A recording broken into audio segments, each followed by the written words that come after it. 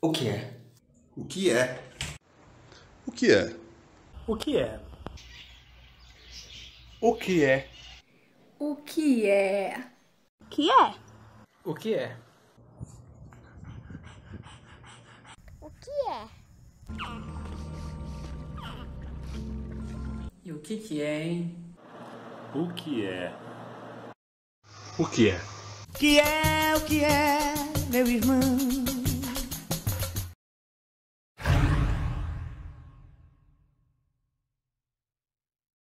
Boa noite a todas, todos e todos. Eu sou o professor William Bonetti e hoje nós estamos dando início à última live do História em Diagnóstico. Estamos aqui com o professor Cláudio, Cláudio Márcio do Carmo, que vai estar trazendo uma discussão para nós que leva o título dessa live, que é O que é religião afro-brasileira? Então, antes da gente começar e dar sequência, eu quero saudar mais uma vez a todos que estão entrando aqui, já estão deixando seus comentários. Quero também, professor Cláudio, seja muito bem-vindo, boa noite. Boa noite a todas, todos e todos, né? E é uma satisfação poder conversar com todos vocês a respeito de um tema que me apraz muito. Eu, particularmente, gosto muito de estudos dentro da área da religião, né, de maneira geral, mas principalmente das religiões afro-brasileiras ou de matriz africana, né, e sobre questão racial. Acho que a gente está num momento em que acho que a informação talvez seja o mais importante para a gente combater tantas formas de discriminação como a gente tem visto, né? Então, eu agradeço pelo convite, né, do professor William, da professora Josiane, né, e no nome de vocês dois, eu agradeço a toda a equipe que, com certeza, nos bastidores, trabalham muito para que esses eventos aconteçam. Com certeza, professor. A gente agradece, a sua disponibilidade. A gente sabe que os professores geralmente têm as agendas cheias, e muita reunião, muita aula, enfim, muita live, muito encontro, acontecendo ao mesmo tempo. E a gente agradece muito aqui. A gente tem um carinho muito grande com o projeto História em Diagnóstico. Esta é uma live de encerramento, é a nossa última aula. E a gente, a professora Josiane falou que é com muito carinho, que nós trazemos essa live e esse tema também no mês, que a gente comemora o mês da consciência negra, um marco assim na nossa história. Então, já tivemos aqui na UENG várias comemorações, e essa fala sobre religiões afro-brasileiras, ela está ligada também a esse contexto da Semana da Consciência Negra e também do mês, que é uma comemoração especial que a gente tem feito aqui na UEM com várias atividades.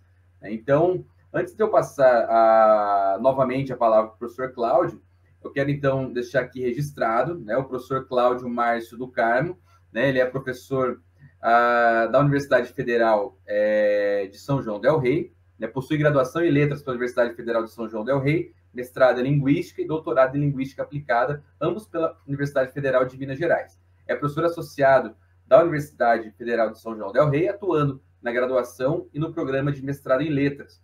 Cursou pós-doutorado no programa de pós-graduação em Antropologia da USP, sob a supervisão do professor Kabengele Munanga, e no Instituto de Estudos Latinos-Americanos e Caribenhos da Universidade da Geórgia, sob a supervisão do professor Richard Gordon. Então, o professor Cláudio tem uma ampla experiência nesse tema, e é com muito carinho e com muita honra que nós entregamos aqui a palavra para o professor Cláudio. Professor, mais uma vez, seja bem-vindo, o senhor está com a palavra. Tá certo. Eu vou projetar aqui os slides para ajudar a policiar no tempo, porque professor de português fala demais. Então, se a gente não fizer isso, bom. A gente acaba indo longe demais. Bom, já apareceram os slides? Está aparecendo, professor. Beleza. Bom, falar de religiões consideradas afro-brasileiras é sempre um pouco complicado, porque há várias perspectivas, né? mas eu vou tentar trabalhar com aquilo que é mais consensual, né? Para a gente entender as religiões afro-brasileiras e o que seria, então, uma religião afro-brasileira, a gente precisa de alguns dados históricos, né, para início de conversa.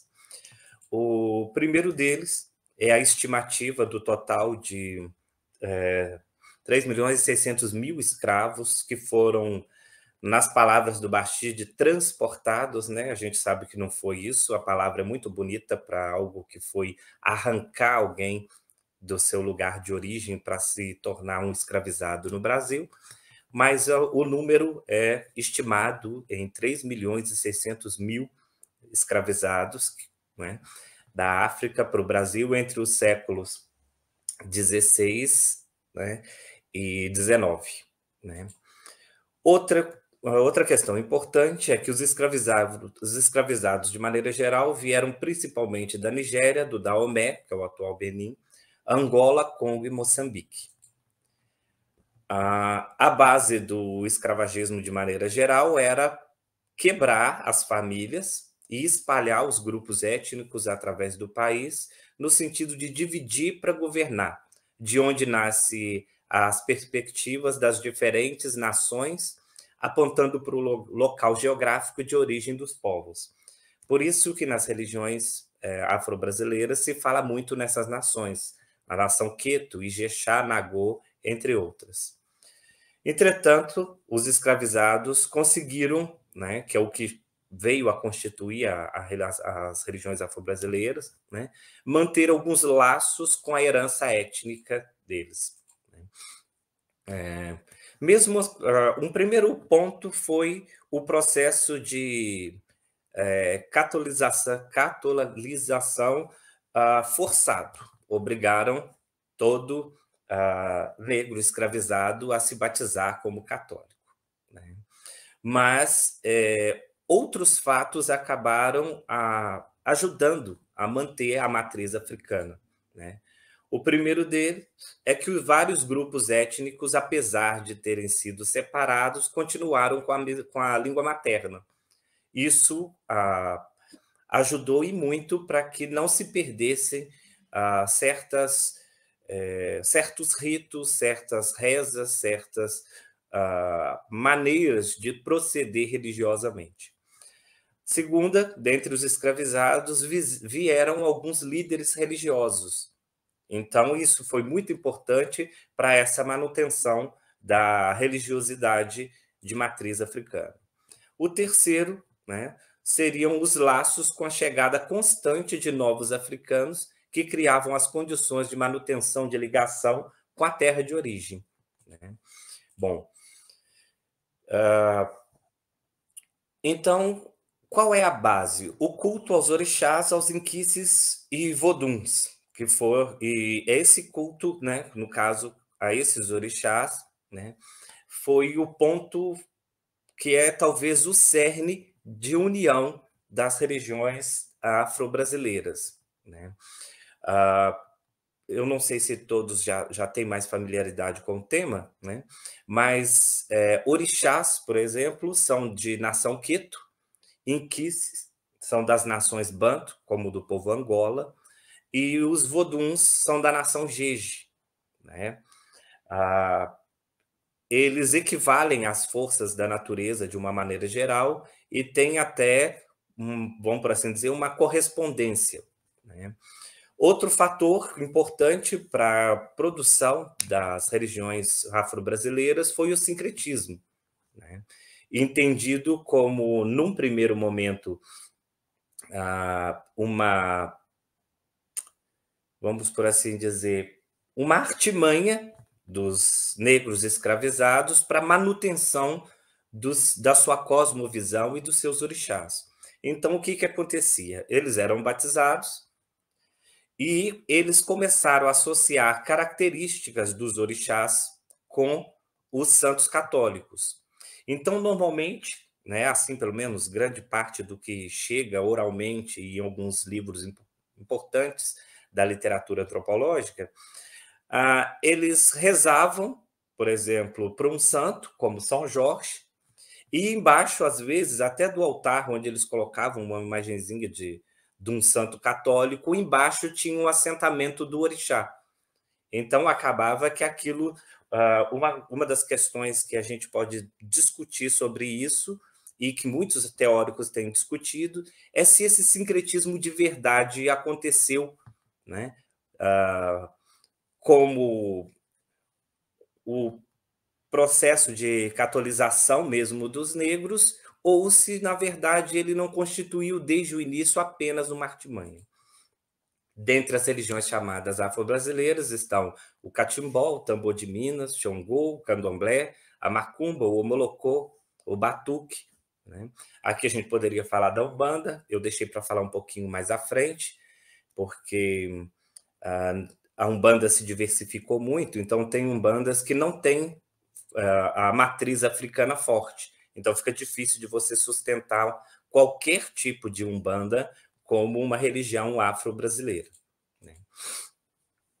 Analisando essas religiões afro-brasileiras, então, o professor Reginaldo Prandi esclarece que a sua história pode ser dividida em 3 momentos, que seriam, né? O primeiro, o da sincretização com o catolicismo, verificado nas modalidades religiosas tradicionais, como o candomblé, o Xangô, o tambor de Minas e o batuque. Um segundo momento, que seria do branqueamento, que originou a Umbanda nos anos entre 1920 e 1930. E o terceiro ponto, o da africanização, que visou exatamente ao processo inverso, que em vez de branquear, você africanizar, né? E aí acabou visando a transformação do candomblé em uma religião universal e negando o próprio sincretismo a partir dos anos 1960. Então, o que a gente diz hoje em dia, né? O termo que tem sido utilizado, em vez de religiões afro-brasileiras, seria religiões de matriz africana. Por quê? O que faz ela ser afro-brasileira é uma espécie de um renascimento dessa religiosidade ancestral em solo brasileiro, e por isso a ideia de religião afro-brasileira, né? E só que quando se diz religiões de matriz africana, o que se sobreleva é exatamente o ponto de união entre as diferentes religiões afro-brasileiras, que é o viés ritualístico da matriz africana. Então, acabou que religiões de matriz africana virou uma forma genérica de tratar os aspectos recorrentes advindos da religiosidade africana, trazido pelos escravizados, e que constituem elementos imprescindíveis da cosmologia de várias religiões, né, brasileiras. Por isso, se chega ao afro-brasileiras. Então, essa seria uma possível resposta ao que é uma religião afro-brasileira. Essas religiões são ritualísticas e têm como base 2 princípios norteadores. Primeiro, a iniciação, responsável por inserir novos membros no grupo, ensinando-lhes a ritualística e tudo quanto necessário à sua manutenção intragrupal. Roupas, apetrechos, rezas, procedimentos, concepções, banhos, cânticos, etc. E um segundo, a possessão, que é uma condição necessária à vinda dos deuses, né, que são os orixás, os inquices ou os voduns, né, no caso dos jejes, né? Mas se for no caso, por exemplo, da Umbanda, ainda teria também o transe, né, e a possessão com as entidades, como pretos velhos, caboclos, herês e assim por diante. Nessa perspectiva, a ideia de ritual que se tem pode ser compreendida como uma ação formal que expressa valores, significados e crenças comunitários. Então, isso é muito importante nas religiões afro-brasileiras, que é esse senso de comunidade, né? Esse senso de comunidade é o que leva não apenas a um aspecto da religiosidade que nutre um apreço muito grande pela união entre cada membro, o respeito entre eles e garante uma coesão dentro desse grupo. A cosmologia afro-brasileira, então, tem como eixo a mitologia dos deuses africanos, os orixás, os inquices ou voduns. Na África, eles eram muito mais, né? Mas chegou ao Brasil um número muito reduzido, já que as condições de subsistência cultural não ajudavam na manutenção, conservação e culto a eles, né? Então, registra-se em alguns livros que eles eram 256 na África, né?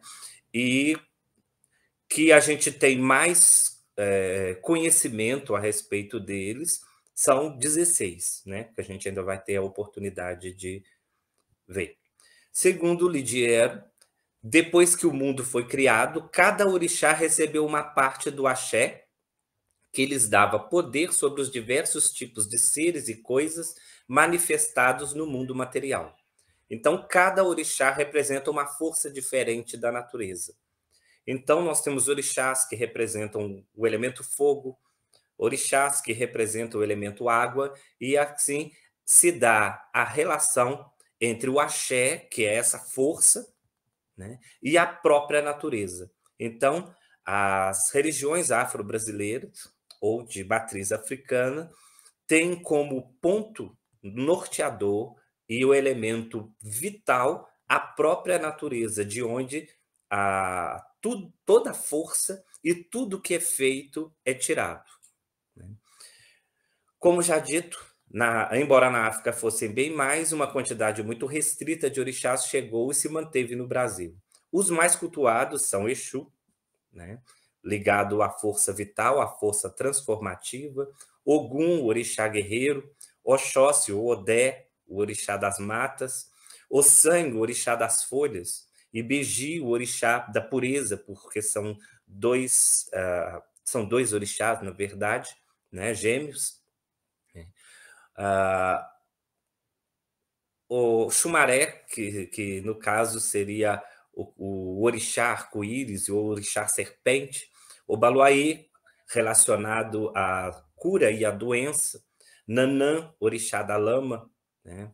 Euá, orixá da pureza, Logum Edé, né, filho de Oxóssi com Oxum, é um orixá ligado principalmente à beleza, Oxum, orixá da cachoeira, orixá do ouro, Obá, uma orixá guerreira, né, ligada à água revolta, e Ansan seria a orixá das tempestades, Xangô, o orixá da pedreira e do trovão, Oxaguian, a versão, por exemplo, que a gente chama de...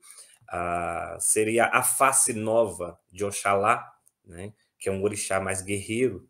Oxalufã já seria a face mais idosa, representando exatamente a própria paternidade e o conhecimento, né? Bom, pela diferença entre nações provindas de localidades diferentes do continente africano, nem sempre essas forças eram denominadas da mesma forma. Assim, por isso que eu estava dizendo, os povos bantus cultuavam os inquices, os iorubás cultuavam os orixás e, de forma bem específica, os povos jejes cultuavam os voduns. Aqui tem uma imagem de internet, né? Essa imagem diz muito, porque a gente tem aqui ao centro, né, o baobá, que seria a árvore da criação, né? Os orixás ao redor. Notem que nós temos cores diferentes, nós temos símbolos diferentes nas mãos deles, né?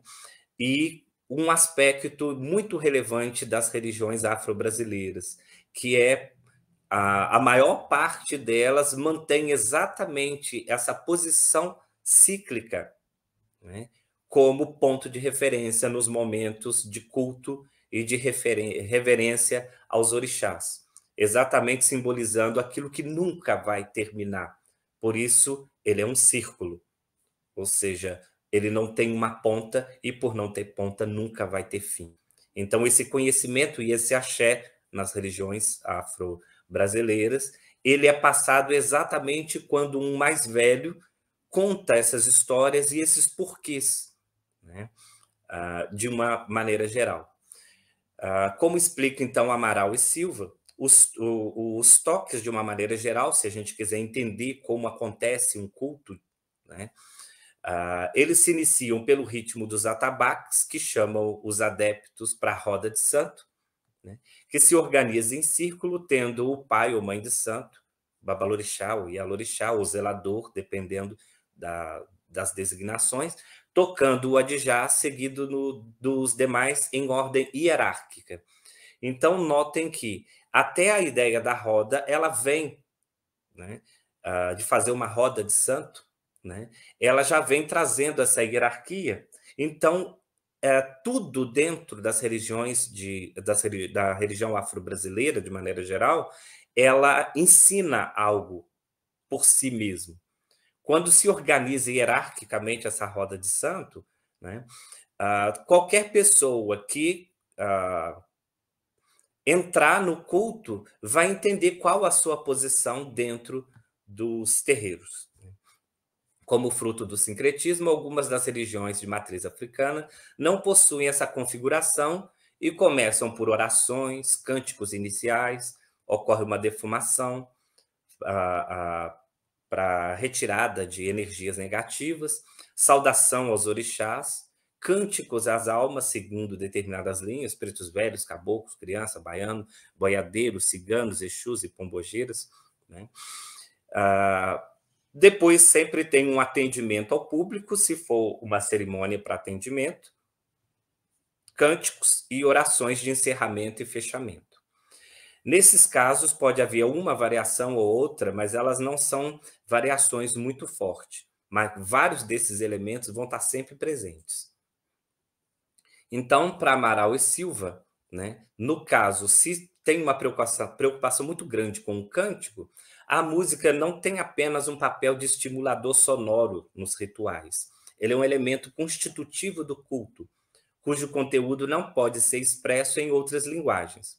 Todos os rituais se apoiam na música como o elemento delimitador das partes cerimoniais, das diferentes situações vivenciadas no rito, organizando e ordenando a própria praxis ritualística. Nesse sentido é que se percebe o quanto o domínio das músicas, as cantigas ou oriquim, né, e ritmos são índices de prestígio na comunidade religiosa, pois elas são constitutivas do próprio sagrado dentro da religião afro-brasileira. As músicas são cantadas, por exemplo, né, comumente em dialeto africano, nos diferentes candomblés, independente da nação, em dialeto africano e em português, como no Omolocô, e normalmente em português na Umbanda e na Quimbanda, né? Só coloquei aqui alguns exemplos. Ao som de 3 atabaques de tamanhos diferentes. O rum é um atabaque grande, rumpi, um atabaque médio, e lé, o atabaque pequeno. Sendo que essa também é uma hierarquia entre eles, que são tidos como seres vivos reverenciados, pois são responsáveis por trazerem o orixá para a terra, ou seja, eles unem a divindade, né, que é pertencente ao Orum, né, que seria mais ou menos o que a gente entende por céu, ao Aie, que é o que a gente chama de terra. Podem ser tocados, dependendo da nação, linhagem ou tradição, com as mãos e ou com os agdavis. O que seria agdavis? São baquetas artesanais em madeira e de características peculiares para o uso no trio de atabaques, tirados de galhos de goiabeira ou araçazeiro, entre outras madeiras resistentes, mas que precisam ser flexíveis. Medem aproximadamente entre 30 e 40 centímetros. Bom, é importante trazer à tona o valor simbólico, então, do tambor, ou dos atabaques, né, cujo ruído está associado à emissão do som primordial, origem da manifestação e, mais geralmente, ao próprio ritmo do universo. Na África, o tambor está estritamente ligado a todos os acontecimentos da vida cotidiana. Então, um conceito muito interessante trazido por Chevalier e Kerbrand é que, no caso, o tambor seria o eco sonoro da existência, né, de tudo aquilo que existe no universo e que pertence a algo que é, em si, divino. Bom, conforme Amaral e Silva, a música ainda delimita papéis masculinos e femininos. Então, mais uma vez, você tem outro elemento na religião afro-brasileira que mostra esse aspecto pedagógico em absolutamente tudo que está dentro dela, né? Ou seja, se a música delimita papéis masculinos e femininos, né, a gente tem que a maior parte dos instrumentos ela é tocada por homens. A de jazz e a gogô podem ser tocados também por mulheres. O canto, por sua vez, não é privilégio de ninguém, sendo executado por ambos os sexos. Cabe destacar aqui que na Umbanda é possível encontrarmos mulheres tocando atabaques. Então, o que diz isso? Existe uma tradição entre esses papéis, mas, obviamente, nenhuma religião consegue ficar completamente alheia às mudanças da própria sociedade, né? Embora as mais tradicionais dividam bem esses papéis, conforme a gente está vendo aqui, na Umbanda você tem mulheres tocando os atabaques. Bom, então, quais eram os elementos importantes, fundacionais da religião afro-brasileira, né? A oralidade, e por isso a importância da própria escuta como o seu grande aspecto pedagógico, né? A importância da ancestralidade como ponto de referência da religião afro-brasileira, né? A importância dos mais velhos como aqueles que, passando de geração em geração, mantêm o conhecimento vivo dentro dos diferentes terreiros de religião afro-brasileira. A importância do acolhimento. A religião afro-brasileira é uma das religiões em que a acolhida é muito grande, né? Tanto que vários grupos que sofrem preconceitos, né, têm nas religiões afro-brasileiras, das religiões de matriz africana, uma de suas grandes referências, exatamente porque serão aceitos e acolhidos, né, com respeito, né, e não com preconceito.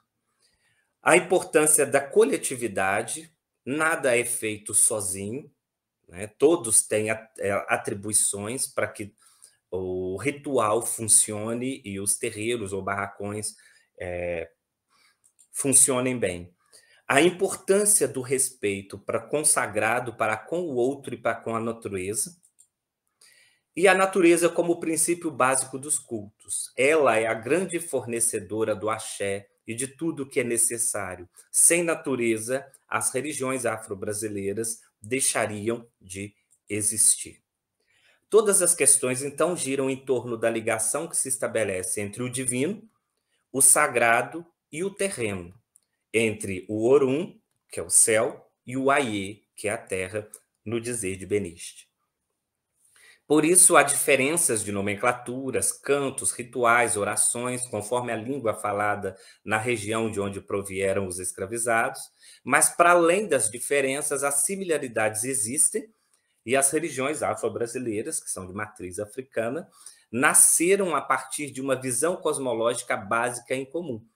E aí retomamos o calundu, o molocô, o batuque, tambor de mina, terecô de codó, xangô, macumba, a umbanda, e aqui, conforme eu falei, com a ressalva, resguardadas as umbandas de direções outras que não a africana, a exemplo da esotérica e da iniciática, dentre outras.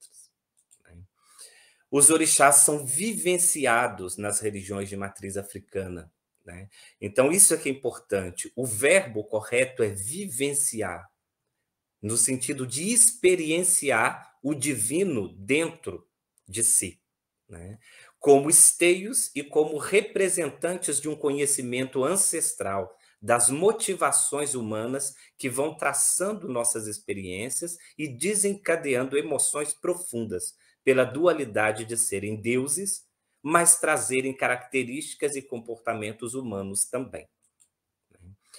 O que vislumbramos, então, é uma outra forma de vivência espiritual que põe em conflito experiência espiritual religiosa versus a própria ideia do que a ciência sempre disse dessa experiência espiritual, a figura de Deus versus a própria ciência, o sagrado versus o profano. E, ao mesmo tempo, coloca no centro os problemas das dualidades, o homem versus Deus na experiência transcendental. Ou seja, para a matriz africana, não há dualidade. Na verdade, há aquilo que é cíclico. Nós, como seres humanos, somos parte da divindade e da própria natureza. Então, a experiência com a noção de deidade nas religiões afro-brasileiras é de não daquilo que se divide, no sentido de que estaria incompleto, mas daquilo que sempre é um, apesar de trazer vários elementos para dentro desse um, que seríamos nós, como um microcosmo da própria natureza e da própria divindade. Bom, em termos didático-pedagógicos, os ensinamentos obtidos no cotidiano dos terreiros são passados majoritariamente de forma oral, obedecendo-se rigorosamente à hierarquia do templo e tendo como recurso os mitos, as histórias contadas e cantadas, as rezas ou semioticamente por meio do próprio espaço do templo, das roupas, das cores, objetos sagrados, assentamentos, insígnias, dentre outros que fornecem terreno fértil para a externalização das imagens arquetípicas que cada orixá dinâmica e simbolicamente representa. Então, todo esse arsenal provém, metaforicamente, um insumo para a externalização e manutenção da cosmologia africana por meio de modelos culturais africanos de ser, de ver, de vestir, de agir, de sentir, de perceber, de comportar, etc, etc. Bom, e isso ocorre especialmente de forma oralizada, pois a cultura oral é a base para a aprendizagem nessas religiões, e também para a experiência individual com o transcendente por meio do transe.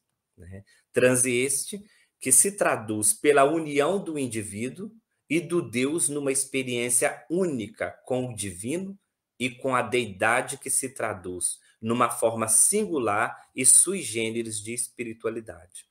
Ou seja, coloca-se em cena no que nós chamamos religião afro-brasileira, a própria experiência com o transcendente e com essa espiritualidade ímpar, que é o cerne da matriz cosmológica africana. Né? Bom, para terminar, eu coloco, enfim, sem fim, religião afro-brasileira ou religião de matriz africana trabalha com essa noção cíclica, né? E, conforme eu disse, círculos não têm ponta. Então, eles serão sempre serão sempre renascimento, nunca o término de nada. Para terminar, o mundo da vida, então, nas religiões afro-brasileiras, é um mundo das culturas que entraram em contato e que, em termos religiosos, põe em cena a experiência religiosa como relativa a duas dimensões. A primeira delas, a própria dimensão religiosa em si, mas a partir de uma cosmovisão e de uma percepção que é diferenciada, principalmente, de vários aspectos do cristianismo. Né? E a segunda, a dimensão do sagrado, onde a experiência com a deidade, com o mundo, com a natureza e consigo mesmo gera um importante deslocamento de visão quanto à própria espiritualidade dentro da religião afro-brasileira. Bom, aqui são as referências, de maneira geral, que eu utilizei. Né? Gratidão pela escuta e pela partilha. Né? Aqui eu coloquei no plural, mas é o meu contato, o e-mail da universidade. Né? Eu termino a minha fala por aqui, agradecendo a todos e todas que tiraram um pouquinho do seu tempo para me ouvir.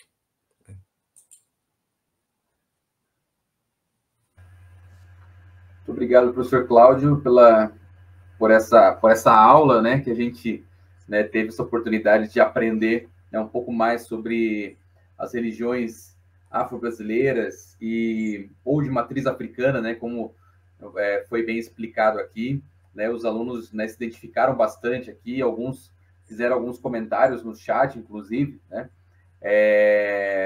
eles agradecendo, que foi, enfim, uma ótima iniciativa, né, do História em Diagnóstico.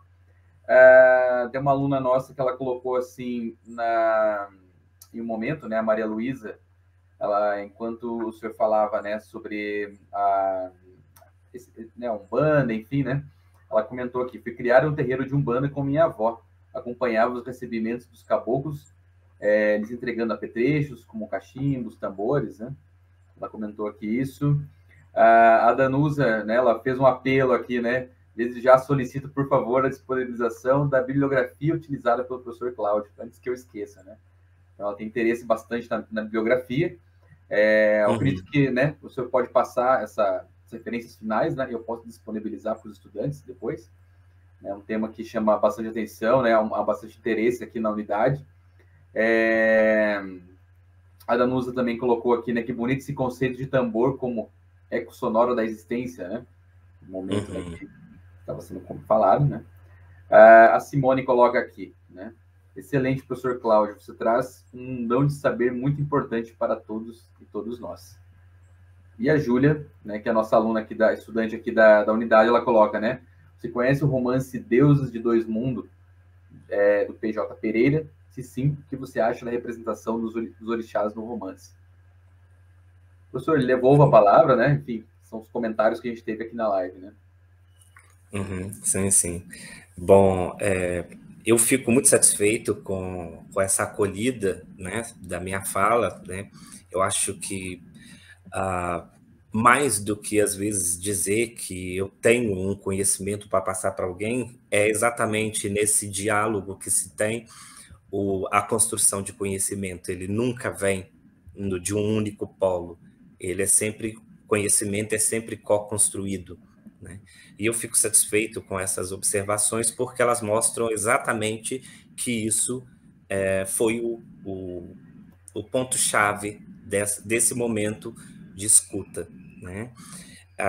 Sobre a observação, né, de ser criada e dar os apetrechos para os caboclos, né? Isso é uma função muito importante, principalmente na religião da Umbanda e da Quimbanda, porque é exatamente a função da figura do Cambone, né? Cambone é o nome dado dentro da religião afro-brasileira para aquele que auxilia oferecendo esses apetrechos, bebidas, cachimbos para as entidades. E acho bastante interessante porque sempre a visão do Cambone ela é muito ampla, exatamente por participar de maneira tão ativa e não estar em transe, né? Quanto ao romance, infelizmente eu não conheço, eu até vou procurar para eu poder ler e me inteirar da maneira como os orixás são representados, né? Que eu acho que quando se fala nos orixás, eu acho que tem sempre uma grande dificuldade, porque o orixá ele é sempre visto a partir de uma perspectiva arquetípica, né? E eu acho que quando você traz uma perspectiva muito arquetípica, você acaba aprisionando aquilo que não devia ser aprisionado, né? Porque se você cria aquele arquétipo, as pessoas começam a crer, né? Acho até interessante as pessoas falarem assim, mas se... eu conheço um filho, por exemplo, de Oxóssi, que normalmente é magro, assim, mais esguio, normalmente muito mais calado, né, e introspectivo, de certa forma. Aí todo filho de Oxóssi precisa ser introspectivo, se engordar já não pode ser filho de Oxóssi. Eu falei, meu Deus do céu, isso é um aprisionar de algo que não devia ser aprisionado. É uma matriz de referência apenas, né? E eu sempre digo que é bastante interessante porque quando você vê essa questão dos arquétipos dos orixás e as representações dos filhos desse orixá, né, ele sempre diz, filhos de Oxóssi são assim, filhos de Iemanjá é assim, mas toda pessoa tem pai e tem mãe. Ou seja, ele já não seria só aquilo. Porque se a pessoa disser, eu sou filho de Iemanjá, aí eu sou Iemanjá com quem? Iemanjá com Oxóssi. No mínimo, eu teria que olhar características de um e de outro que em diálogo ali constituiria talvez algum aspecto da personalidade daquele indivíduo. Mas nunca daria conta de dizer, de aprisionar a percepção de um ser humano que é tão complexo em um conjunto X de características, né? Com certeza. A Júlia, né, respondeu aqui, né, professor, que foi uma excelente aula, né, a explicação. Obrigado, Júlia.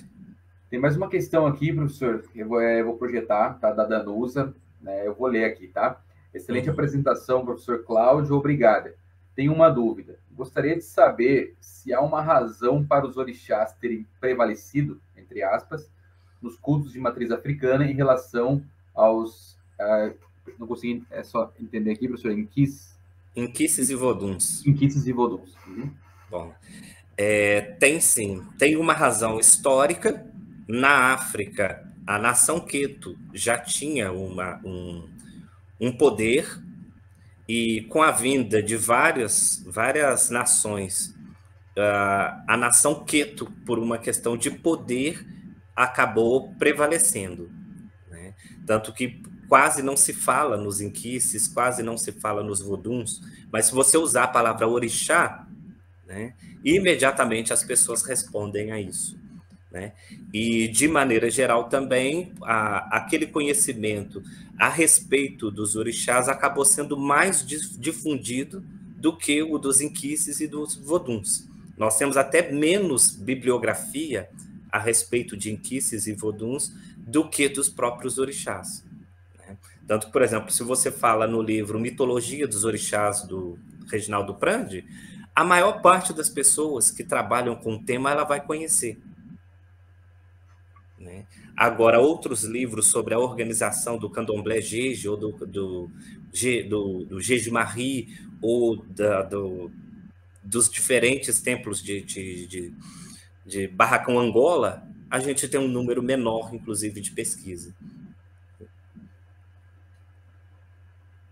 Bacana, professor. Eu deixo aberto o chat ainda, tá, pessoal? Se alguém, né, quiser mandar mais alguma pergunta, comentário para o professor Cláudio, nós ainda temos um tempo aqui. Professor, eu tenho uma questão, né, diante de toda essa explicação, né, e me chama muita atenção esse tema sobre as religiões afro, né? Inclusive, né, no Rio Grande do Sul, lá na cidade de Pelotas, tem bastante centros de africanidades, né, e tudo mais, né, pelo que eu pude perceber né, mesmo nos bairros, assim, que eu né, andei e tudo mais. Então, me chama muita atenção esse tema. E, assim, dentro, né, pensando um pouco a questão do ensino de história, né, nas escolas, a gente tem a lei, né, a Lei 10.639, de 2003, que, enfim, tornou obrigatório, né, o ensino História da Cultura, né, africana e afro-brasileira. Depois isso foi atualizado, né, insere também a indígena. E eu sempre falo para os alunos, né, que, enfim, no Brasil teve que se criar uma lei, né, para tornar isso obrigatório, né? Então, eu acompanho, né, os debates sobre o ensino de história e os livros didáticos. E antes, né, da lei, né, e até mesmo depois da lei, a gente via muito pouco conteúdo sobre questões afro, né? A maioria, né, quando se falava da questão afro, estava diluído na escravidão, né? Como se a cultura africana e a história africana e afro-brasileira fosse a escravidão brasileira, né? O capítulo da escravidão no Brasil, né? Então, depois da lei, a gente, né, vê, né, uma expansão nos campos de investigação, né? E esses debates chegam nos livros didáticos, de modo que em todas as séries a gente tem um conteúdo maior, assim, de história, né, africana e afro-brasileira. E aí a minha questão, né, professor, eu não sei como o senhor vê isso, mas, por exemplo, né, a gente enfrenta ainda nas salas de aula muito preconceito por parte tanto de alunos, né, quanto pais de alunos e pessoas em geral na sociedade que tem esse preconceito com relação às religiões afro, né? Tanto que a gente vê, né, em noticiários e tudo mais, né, pais denunciando, né, o professor porque ele trouxe, né, religiões, né, afro, o que é isso e tudo mais, né? Então, né, eu percebo muito esse preconceito ainda, né? Os professores relatam isso, né? E aí a minha pergunta é, né, por que ocorre esse preconceito, né, na sociedade brasileira, né? E isso chega também no ensino de história, e como que a gente, né? Quais caminhos possíveis para combater, né, esse preconceito que existe em relação, né, às religiões de matriz africana, né? Uhum. Bom, você toca num ponto assim eu costumo usar o termo vespeiro, né? Esse é um vespeiro para quem trabalha com o tema, né? Foi terça-feira, eu fiz uma live, eu não cheguei a falar especificamente disso, né? Das religiões afro-brasileiras ou de matriz africana, mas foi um ponto que eu acho que é chave para a gente entender o porquê de tanto preconceito, que é o fundamentalismo cristão, né? A pessoa não está aberta a perceber que existem outros olhares sobre o que é divino. E talvez pior ainda é alguém querer deter a posse de Deus, como se Deus fosse algo que pudesse ser de fulano, de Beltrano, da religião X ou da religião Y. As religiões afro-brasileiras, elas sempre foram taxadas de religiões politeístas. Foi um primeiro problema, né, que nós tivemos. As religiões afro-brasileiras, elas não são politeístas, né? Elas são monoteístas. Ou seja, os orixás não ficam no lugar de Deus. Então, não dá para falar que aqueles vários orixás estão no lugar dele. Acima dos orixás tem Deus, que seria essa grande figura que constituiu o próprio universo, né? Aí, dependendo da nação, se diz Olodumare, Olodumare, dependendo da pronúncia, Olorum, Zambiapongo, se for no Angola, né? Com algumas variações de pronúncia, mas o problema é partir do princípio de que alguém detém essa posse de Deus. Então, fica difícil você compreender que uma forma diferente de religiosidade, né, que é, vamos dizer, cosmologicamente diferente da sua, também é possível. E ela tanto é possível que ela resistiu a todo o escravismo e todas as tentativas de sufocamento que a gente tem das religiões afro-brasileiras. Elas estão aí, né? Eu escrevi um texto que está no Prelo agora, exatamente sobre esse fundamentalismo que tem gerado depredação de templos, agressões físicas, ou seja, tanto que o meu projeto de pesquisa atual é sobre discurso de ódio, na verdade. E por causa da questão do discurso de ódio sair do universo das ideias e ir para o universo do comportamento, é que a gente chega principalmente a muitos ataques às religiões afro-brasileiras de maneira geral.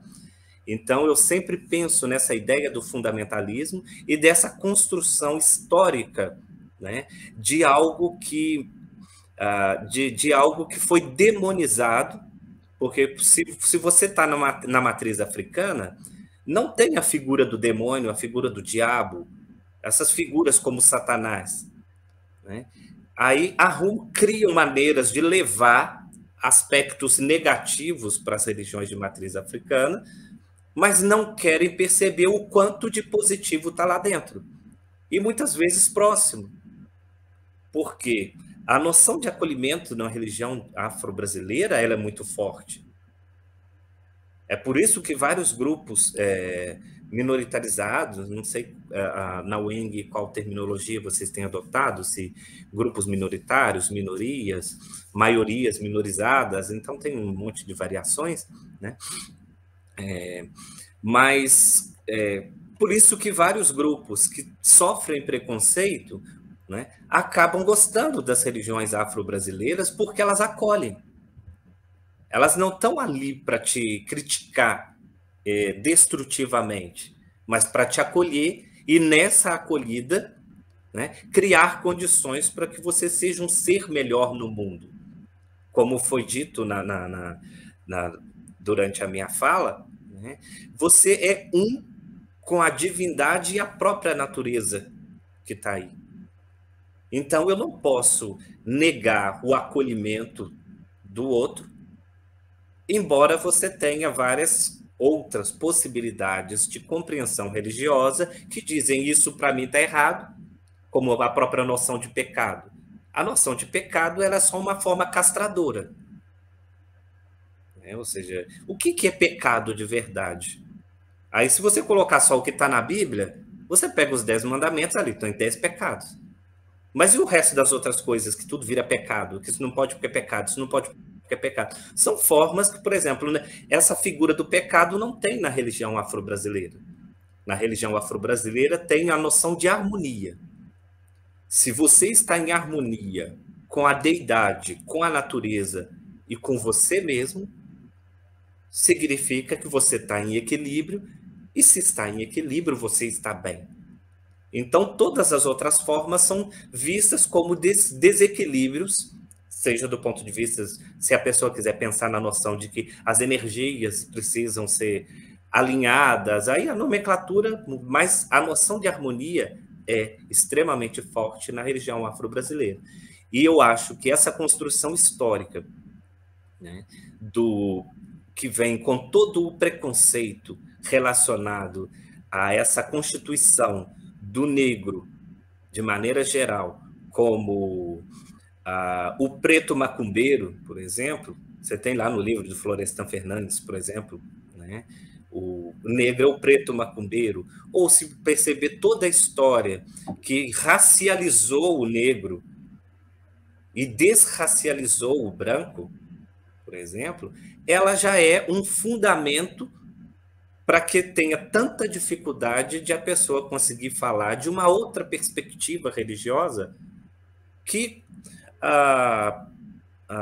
eu sempre digo, não existe como você catequizar absolutamente ninguém. Religião é algo que ou te chama, e por isso as pessoas querem, ou então aquilo não chama atenção por nada, e a pessoa vai ser ateia. O ateísmo é uma forma de viver a sua suposta religiosidade, porque você acaba virando o seu próprio Deus. Você só não precisa de algo que está fora, algo que está acima. Mas outras pessoas vão se identificar e, a partir da cosmovisão X ou Y, ela se insere socialmente dentro de um dos grupos. Eu acho que o grande problema ele é essa história que constrói uma visão extremamente ruim, né? E que em vez de ser estudada para ser compreendida, ela é perpetuada de maneira estereotipada, né? E demonizada, e aí é claro que as pessoas vão oferecer essa resistência em relação às diferentes religiões afro-brasileiras. Com certeza, professor. E eu concordo, né, nessa exposição, né, principalmente por conta né, desse argumento em relação à sociedade, né, acho que do mundo ocidental, né, que é construída, né, em cima desses valores cristãos, né, e europeus, assim. Então, o que eu percebo hoje, né, a gente vem sofrendo, né, vários ataques, né, à diversidade, né, a história, né, no nosso caso aqui, né, ao ensino de história, a área da história, das humanidades em geral, né, então, né, tudo aquilo que mostra uma diversidade cultural tem sido atacado, né, e tem sido chancelado, principalmente, né, por esse governo atual, né, e isso acaba também, né, se perpetuando na visão, né, daquelas pessoas que são ultraconservadores, né, e que entendem, né, que não conhecem a história por trás, né, por exemplo, da cultura africana, né, e entende que isso tem que ser eliminado, por exemplo, né, e todo tipo de diversidade, né, dos materiais e das discussões, né, ignorando toda uma tradição, né, na cultura, né, intelectual que é produzida, historiográfica, enfim, né, e é uma pena isso, mas eu sempre falo, né, que para nós, né, da universidade, ao trabalhar com esses temas, né, constitui uma verdadeira resistência, né, no sentido de que a gente sabe da importância e a gente resiste de maneira propositiva com as nossas investigações, né, com nossas pesquisas, né, e propondo ações que se desenvolvem, né, no Brasil todo, assim.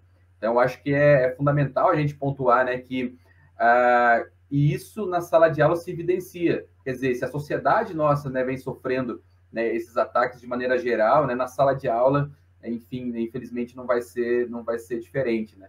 Então a gente tem, né, esse lado, né, que é importante pontuar. A Danusa fez um comentário aqui, professor, que eu coloco aqui nos anos 80, parecia que tinha uma abertura maior, inclusive na cultura de massa para as religiões de matriz africana, principalmente através do samba. Eu acho que, eu não sei, como eu sou da área da linguística, né, eu nem sei se faz sentido se usar a palavra involução, mas parece que é isso que está acontecendo. Sabe? Eu acho isso paradoxal. Você tem mais meios de divulgação, de produção de conhecimento, de perpetuação de diferentes formas de conceber o mundo, e parece que de maneira inversa a essa grande produção de conhecimento e grande possibilidade de divulgação, a mente das pessoas está se fechando a qualquer tipo de diversidade, né? Mas eu sempre digo que, no caso das religiões afro-brasileiras, a gente tem um problema muito sério. A gente vive numa sociedade racista que não assume que é racista. Aí fica difícil. É como se você tivesse um doente que não quer tomar remédio. Sim. E o remédio para qualquer tipo de racismo, xenofobia, homofobia e todos os outros problemas que a gente tem é conhecimento. Porque fica muito claro que é uma visão muito diminuta para algo que é muito grande, que seriam as diferentes concepções de mundo e maneiras de viver pessoalmente e de viver em grupo. E que, talvez uma questão que eu sempre digo, o problema não é nem o processo de aceitação, porque a aceitação sempre pressupõe que você quer aquilo. Não, se eu quero alguma coisa, né, o que eu quero de verdade é respeito. E o respeito serve para qualquer tipo de diversidade. Inclusive, obviamente, a diversidade e a liberdade a liberdade religiosa, que a própria noção de democracia, no caso, chancela aqui dentro do Brasil. Só que, como eu disse, nós temos um fundamentalismo que está crescente, e é um fundamentalismo cristão que está crescente. Só que o próprio fundamentalismo cristão, quando a gente pensa, né, na figura de Cristo, ele já não deveria existir. Porque, por exemplo, se a religião é cristã, pressupõe-se que antes de Cristo não tinha. E o que fundamenta uma religião cristã é a palavra e a percepção de mundo e a percepção religiosa que Cristo deixou. Ele foi apenas amor. E as pessoas querem se dizer cristãs, sendo que elas fazem exatamente aquilo que Jesus condenou. Então, assim, a gente vai vendo essas incoerências, né, e vai percebendo o quanto é mais falta de conhecimento do que, de fato, algo que tenha uma razão em si mesmo para a exclusão. Eu acho que o Brasil é grande e diverso demais para não caber algum tipo de forma de pensamento. Eu sempre digo, só tem um ponto que eu bato sempre na tecla, que seria o que eu colocaria como a limitação, que é quando a minha forma de pensar e de agir for contra o bem-estar social e a própria dignidade humana. Caso eu não for contrário a esses dois elementos, a minha forma de pensar é minha e deveria ser respeitada como tal. Bom. Com certeza. A professora, né, Danusa, né, colocou aqui a respeito, né, daquilo que, né, ela comentou anteriormente, né, lembro de assistir a apresentação de Clara Nunes na televisão com diversas representações visuais ligadas ao universo dessas religiões. Né? Foi muito importante para as religiões as religiões afro-brasileiras, exatamente porque ela expunha, né, para que as pessoas conhecessem, né? E não era de forma estereotipada. Né? Com certeza. A Isabel Pacheco, ela coloca, né, o conhecimento é basilar para combatermos formas de intolerâncias e violências.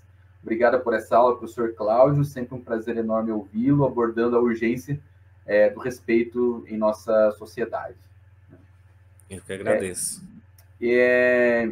Professor, até vou fazer um último comentário já para a gente ir encaminhando aqui, né? Então, né, o senhor tocou muito nessa questão da intolerância, né, e que, né, infelizmente, a gente vive, né, esse contexto, né, que não é de agora, mas, né, atualmente a coisa, né, parece que está muito pior isso. E o mais triste de perceber, né, a gente percebe isso todo dia, né, nas redes sociais, na televisão, a gente percebe que parece, né, que as pessoas hoje, elas acham interessante, né, elas serem racistas, acham normal, né, terem atitudes de preconceito, de racismo, e não sentem, parece, vergonha alguma, né, atrás do discurso que é a opinião, né, então é a opinião dela, né, e é a democracia, é a liberdade, né, em nome de uma liberdade, as pessoas, né, ofendem, né, os outros, assim, na maior cara dura, assim, né, e não se entendem mais, né, enquanto racistas, como, né, o senhor bem falou, né, se antes tinha, né, uma certa consciência, hoje parece não ter, né, e a gente percebe também isso, né, com relação a outras religiões também, né, e outras culturas, né, por exemplo, a gente ainda tem, né, no Brasil, né, por exemplo, quando se trata da religião islâmica, né, automaticamente os alunos já associam, né, as pessoas já associam, mas é um terrorista, né? Então há um preconceito, né, há um desconhecimento total em relação à cultura árabe, por exemplo, né, que é muito forte no Brasil. Há um desconhecimento em relação, por exemplo, às religiões orientais, né, e mesmo a cultura oriental, há um certo preconceito, né? Eu tive uma aluna há uns anos atrás de ensino médio, né? E, né, ela estava fazendo intercâmbio de fora, era uma aluna agora eu não lembro, acho que era da Coreia, se não me engano. E assim, né, ela tinha um grupo de amigas dela, mas ela era hostilizada, né, por vários alunos, assim. Tanto que a gente teve que fazer um trabalho, né, a coordenação fez um trabalho de amenizar isso, porque eram muitas brincadeiras, né, principalmente com relação à religião dela, né. Então, né, se imagina, né, isso acontece com religiões, né, assim, acontece com religiões afro, né, então é um cenário muito triste, né, assim, que a gente vive atualmente. É verdade. Professor Cláudio, a gente, né, está encerrando aqui a nossa live já, né, 1 hora, né, de debate, né, de aula, né, que é a média que nós temos aqui. Eu queria agradecer mais uma vez, né, pela sua presença, né, por toda essa exposição, né, por todo esse conhecimento compartilhado conosco, né, os alunos adoraram bastante, né, fizeram vários comentários. A live vai ficar gravada, né, vai ser disponível, ela vai ser editada depois com abertura, né, vai ficar disponível no canal. E eu devolvo a palavra para o senhor, né, para suas considerações finais e os encaminhamentos aqui da nossa live. Bom, na verdade, eu queria novamente agradecer, né, ao convite. Eu acho que é sempre um prazer discutir aquilo que está no universo das relações humanas. Eu acho que talvez o que nós mais estejamos precisando no momento, para a gente talvez suplantar essas diferentes formas de preconceito e discriminação, eu gosto muito de usar o termo doença socioculturalmente transmissível, né? Para fazer assim, às vezes algumas pessoas me perguntam, mas por quê? Eu falei, é porque se você pegar as primeiras letras, fica aparecendo ST. Doença sexualmente transmissível, a pessoa que tem, ela esconde.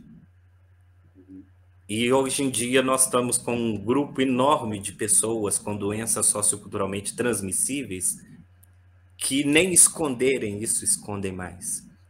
E talvez nós estejamos agora num grande momento para a área das humanidades, porque nós precisamos agora restaurar o senso de humanidade de uma sociedade extremamente doente nesse sentido, né?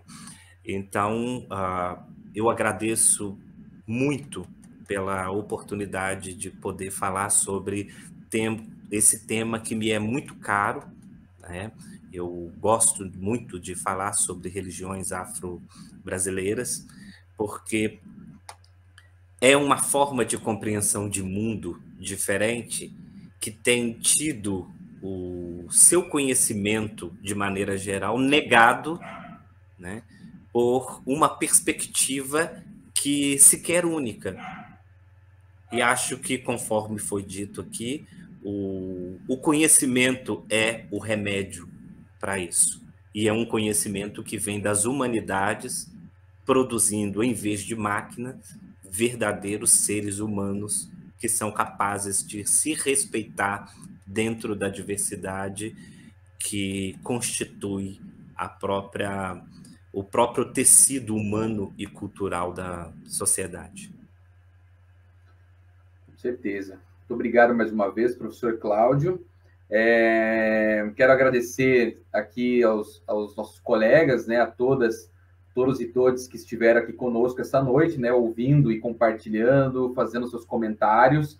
Né, agradecer pela disponibilidade do professor mais uma vez, dos estudantes pelo interesse no tema, né, sem dúvida é um tema extremamente relevante, né, principalmente, né, na atualidade, né, isso, né, tem se evidenciado nas discussões, nos fóruns, né, nas entidades, em toda a movimentação em torno dessa temática, tá? Quero ressaltar que essa live, né, ela é certificada, né, então quando já está no link da descrição do vídeo, podem clicar lá, a palavra certificada é África, tá? Essa noite. E mais uma vez agradeço e encerramos então aqui a temporada 2021 do História em Diagnóstico, né? E no próximo ano, com certeza, né, vai ser dado continuidade a esse projeto que é muito, muito interessante mesmo, tá bom? Então tenham todos uma boa noite, professor, mais uma vez boa noite, e nos encontramos, boa noite, né, nos fóruns e nos debates, né, pelo Brasil afora.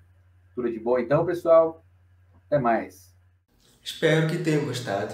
Nos vemos no próximo episódio.